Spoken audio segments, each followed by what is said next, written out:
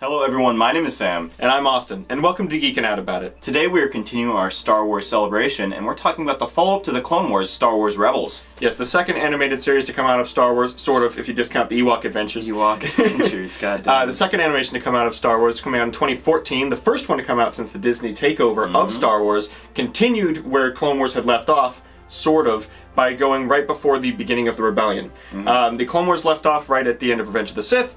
Actually, yeah, the end of Revenge of the Sith, and and then Star Wars Rebels starts up before the Rebellion is actually formed. It follows the adventures of Spectre Team, which is a very small rebel group who's mostly just helping people out as they form the beginnings of the Rebel Alliance and create the rebellion that we know and love from the original trilogy. Yeah, Star Wars Rebels does a really good job of introducing us to some of these like smaller characters. Like there's a lot of big stuff that happens, and in the Clone Wars we had characters like Obi-Wan Kenobi and Anakin Skywalker who are pretty much headliners of the actual like Skywalker saga. You know, but these Rebels characters, they're not as important, and they play a much tighter role in these kind of smaller adventures where we get to see a lot of really fun stuff that, like, did a really good job. That's true. For the entire first season of the show, basically everything that they did was affecting a few people. The biggest thing they did was they saved a town, a Tarkin town, which is sort of a break-off of a Hooverville. It was like an economic down-slump town from where the Empire took over. That was the biggest thing they ever did, was they saved that town. And they were trying to put a message out to the galaxy to save Lothal, which is the planet that they were on in the first season, and start a rebellion against the Empire. And that's the best they ever did in that series. I suppose they did take down a Star Destroyer sort of in the at the end of that first one when they went to Mustafar and whatnot. It was all small stuff. It was, in fact, these small characters, their small adventures, for the vast majority of the show. The same can sort of be said with Clone Wars, with a lot of its episodes, because they do tend to take place in smaller bits, but even then, they're always part of a galactic war, so everything's a little bit bigger, and it's certainly smaller than the movies, where that's the big deal. That's the Skywalker saga, it's the turning points of the galaxy, it's whether or not everyone's going to be enslaved by the Empire or not. Boy, that's a dark topic. Yeah, but that's the big deal stuff, and in Star Wars Rebels it's a lot smaller. It does get bigger the longer you go into the series. So in seasons 3 and 4, they're quite a lot larger.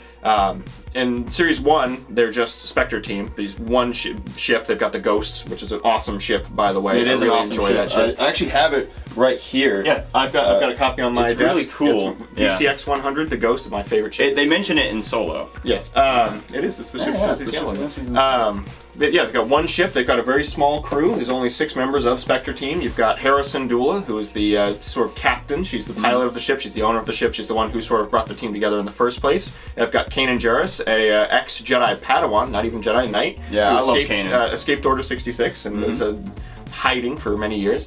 You've got Zeb Orrelios, who is a former a former Lasat captain who is now working with them. Fun fact about Zeb is that he is the reincarnation of what originally Chewbacca was supposed to be when they were drawing the concept art. That's true, yeah. Zeb is what that drawing was, and they based it on that, and so he's this entirely new thing, and I love it. Actually, that's true about all of the Star Wars Rebels art style. The lightsabers are the thinness that Ralph McQuarrie originally imagined them in. Some of the armor was actually also sort of parodied on that one.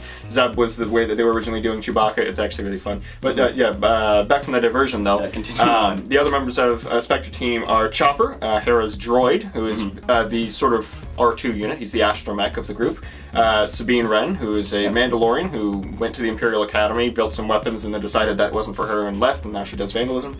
And Ezra, the one who we follow as our sort of main character, Ezra Bridger, who is a Force-sensitive orphan from the streets of Lothal, who learns to be a Jedi over the course of the series. And it's just those stronger. 6 people for the whole first season. Rebels did a tremendous thing, and it gave us a lot of that kind of stuff back. As you were saying, it got to bring stuff back. Yeah. And Rebels did a good job of canonizing things that were originally in Legends. So we got some really interesting characters that returned. We see the rise of the Inquisitors again, and I love the Inquisitors personally, because I really like the idea of the Jedi hunting and like Sith agents that just go around, and they're really cool, and they're fun to. I think we met 4. We see a lot of interactions between them. Yeah, we do see. I think it's almost. Yeah, the Grand Inquisitor, a former Temple Guard, and then we've got Second Sister? Is that one? No, Second Sister's in Fallen Order. Well, anyway, a sister and 2 brothers. I forget exactly which numbers they're associated. But yeah, we get to see 4 Inquisitors. And Darth Maul kills most of them. Darth Maul comes back. Yeah, we get more Darth Maul. We actually get his resolution in Rebels.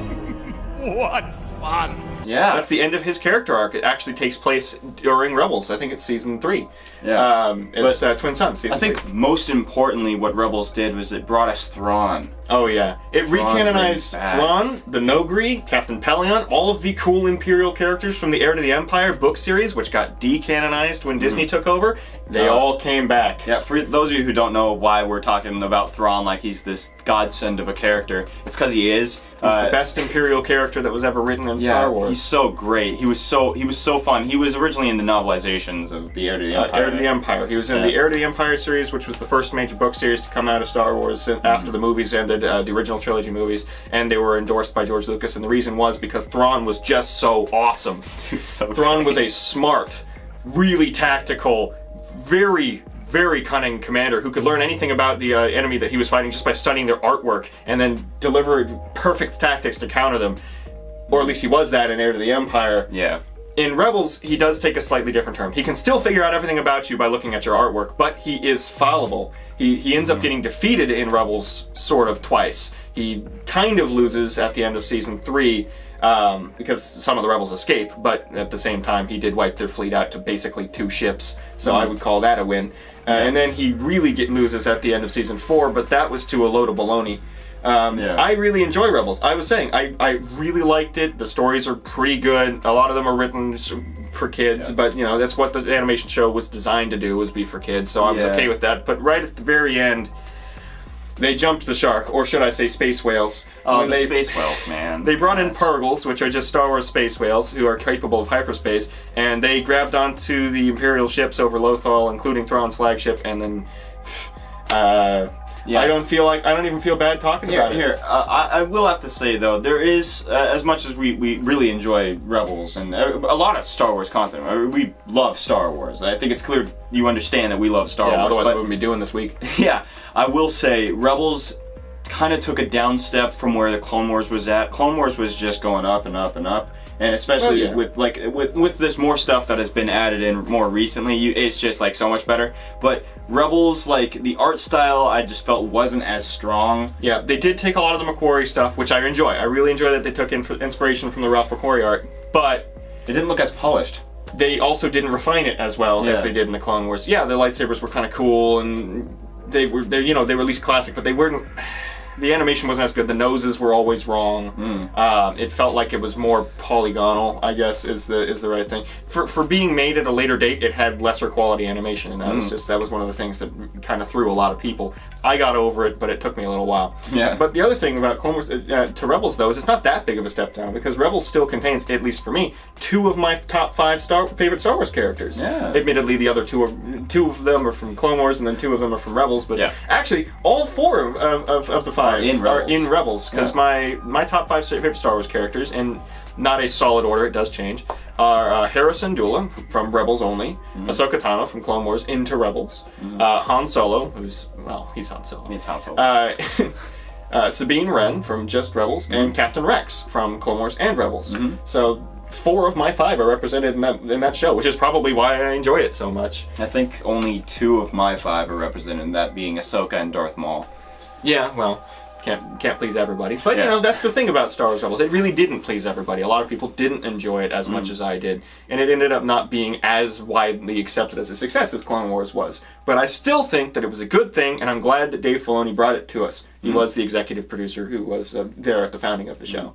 Well, that is all the time we have to talk about Star Wars Rebels in today's episode. But we're going to continue on the celebration, so make sure you tune in every day of this week, and we'll see you guys then. Yeah. See ya.